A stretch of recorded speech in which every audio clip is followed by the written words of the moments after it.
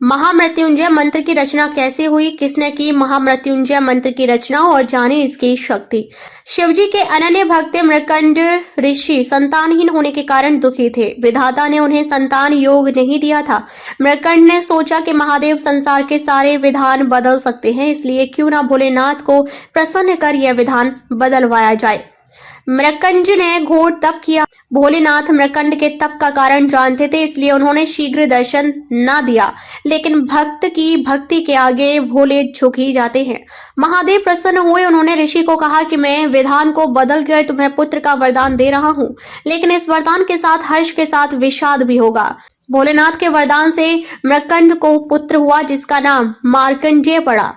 ज्योतिषियों ने मृकंड को बताया कि यह विलक्षण बालक अल्पायु है, इसकी उम्र केवल 12 वर्ष है। ऋषि का हर्ष विषाद में बदल गया। मृकंड ने अपनी पत्नी को आश्वस्त किया, जिस ईश्वर की कृपा से संतान हुई है वही भोले इसकी रक्षा करेंगे। भाग्य को बदल देना उनके लिए सरल कार्य है। मार्कंडेय बड़े होने लगे तो पिता ने उन्हें शिव मंत्र की दीक्षा दी। मार्कंडेय की माता बालक की उम्र बढ़ने से चिंतित रहती थी। उन्होंने मार्कंडेय को अल्पायु होने की बात बता दी। मार्कंडेय ने निश्चित किया कि माता पिता के सुख के लिए उसी सदाशिव भगवान से दीर्घायु होने का वरदान लेंगे जिन्होंने जीवन दिया है। 12 वर्ष पूरे होने को आए थे। मार्कंडेय ने शिव जी की आराधना के लिए महामृत्युंजय मंत्र की रचना की और शिव मंदिर में बैठकर इसका अखंड जाप करने लगे। ओम त्र्यंबकम यजामहे सुगंधि पुष्टिम वर्धनम उर्वा रुक्मीव वंदनाय मृत्युर्मोक्षिमामृताम। समय पूरा होने पर यमदूत उन्हें लेने आए। यमदूतों ने देखा कि बालक महाकाल की आराधना कर रहा है, तो उन्होंने थोड़ी देर प्रतीक्षा की। मार्कंडेय ने अखंड जप का संकल्प लिया था।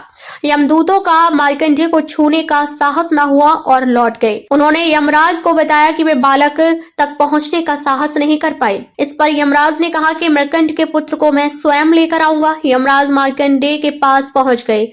बालक मार्कंडेय ने यमराज को देखा तो जोर जोर से महामृत्युंजय मंत्र का जाप करते हुए शिवलिंग से लिपट गया।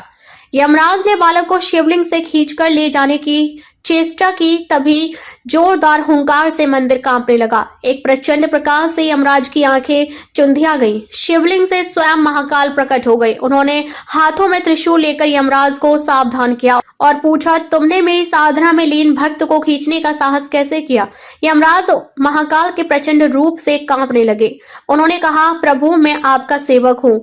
आपने ही जीवों से प्राण हरने का निष्ठुर कार्य मुझे सौंपा है। भगवान चंद्रशेखर का क्रोध कुछ शांत हुआ तो बोले, मैं अपने भक्त की स्तुति से प्रसन्न हूँ और मैंने इसे दीर्घायु होने का वरदान दिया है। तुम इसे नहीं ले जा सकते।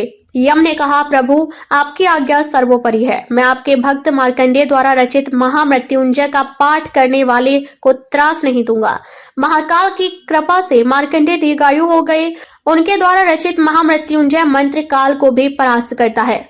जय महाकाल। ओम नमः शिवाय।